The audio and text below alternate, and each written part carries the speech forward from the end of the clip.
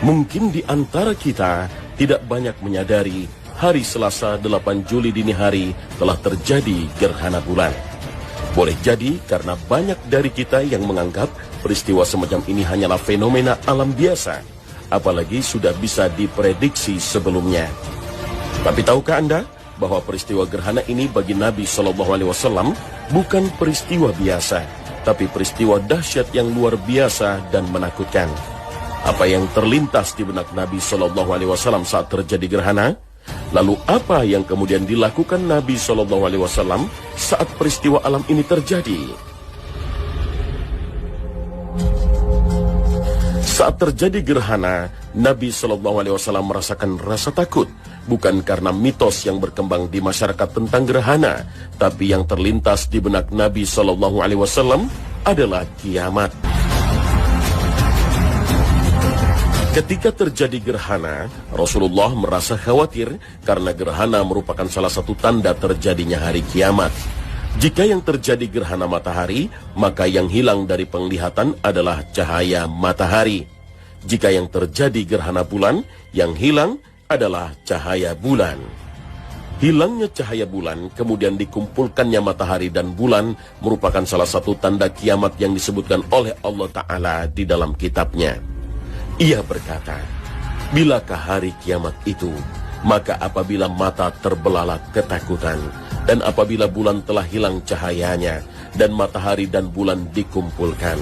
Al-Quran Surah Al-Qiyamah ayat 6 hingga 9. Keempat ayat ini menjelaskan salah satu tanda-tanda kiamat yang berhubungan dengan matahari dan bulan.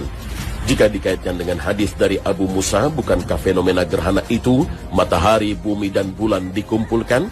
Itulah gambaran kiamat seperti yang disebutkan Allah Subhanahu wa Ta'ala dalam Al-Quran. Hal ini pula yang ditegaskan oleh Imam An-Nawawi mengenai maksud kenapa Nabi SAW takut khawatir terjadi hari kiamat. Karena gerhana merupakan tanda yang muncul sebelum tanda-tanda kiamat, seperti terbitnya matahari dari barat atau keluarnya Dajjal, atau mungkin gerhana tersebut merupakan sebagian tanda kiamat. Kita tidak tahu peristiwa gerhana bisa saja menjadi tanda datangnya bencana atau azab, atau tanda semakin dekatnya hari kiamat.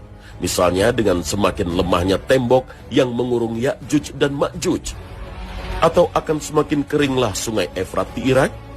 Maka tidak patut bagi umat Nabi Muhammad menyambut gerhana matahari atau bulan dengan sukacita, mengabadikannya dengan berfuturia, karena tuntunan Rasulullah menyuruh kita untuk menghadapi gerhana dengan mempertebal keimanan dan terus-menerus berzikir mengingat Allah.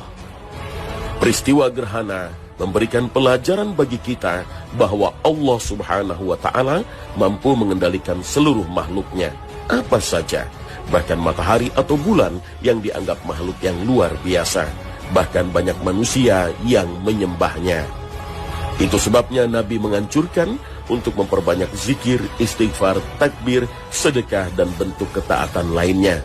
Aisyah radhiyallahu anha menuturkan, Nabi SAW bersabda, sesungguhnya matahari dan bulan adalah dua tanda di antara tanda-tanda kekuasaan Allah.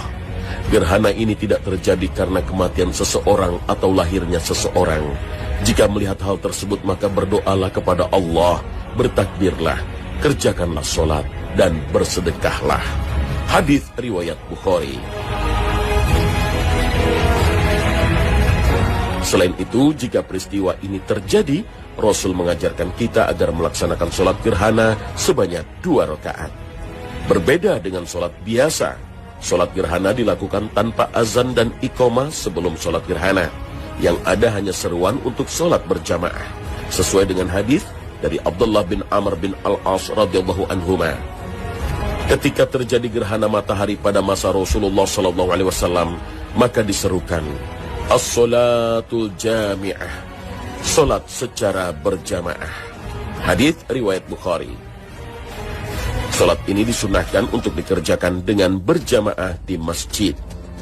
Salat sunnah gerhana dikerjakan dalam 2 rakaat yang sama seperti salat 2 rakaat lainnya. Tapi yang berbeda adalah bacaan surah, ruku dan sujudnya sangat lama, dan setiap rakaat terdiri dari 2 kali ruku, sehingga 2 rakaat terdiri dari 4 kali ruku dan 4 kali sujud. Hal ini berdasarkan hadis Nabi SAW yang dituturkan oleh Aisyah radhiyallahu anha. Dia berkata, pernah terjadi gerhana matahari pada zaman Rasulullah SAW. Rasulullah SAW lalu mendirikan sholat bersama orang banyak. Beliau berdiri dalam sholatnya dengan memanjangkan lama berdirinya, kemudian ruku dengan memanjangkan rukunya, kemudian berdiri dengan memanjangkan lama berdirinya, namun tidak selama yang pertama. Kemudian beliau ruku dan memanjangkan lama rukunya, namun tidak selama rukunya yang pertama. Kemudian beliau sujud dengan memanjangkan lama sujudnya. Beliau kemudian mengerjakan rakaat kedua seperti apa yang beliau kerjakan pada rakaat yang pertama. Saat beliau selesai melaksanakan sholat, matahari telah nampak kembali. Kemudian beliau menyampaikan khutbah kepada orang banyak. Hadis riwayat Bukhari dan Muslim. Bagi imam disunahkan untuk mengeraskan bacaan pada sholat gerhana sebagaimana pada sholat Id.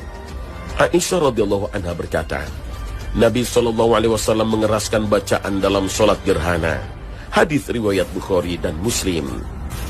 Lalu disunahkan pula khutbah setelah sholat gerhana. Sedangkan waktu pelaksanaannya sejak mulai gerhana hingga bulan atau matahari kembali terlihat normal. Bagi daerah yang tidak dapat melihat gerhana, tidak ada keharusan untuk melaksanakan sholat gerhana, karena hanya diharuskan bagi siapa saja yang melihat peristiwa ini.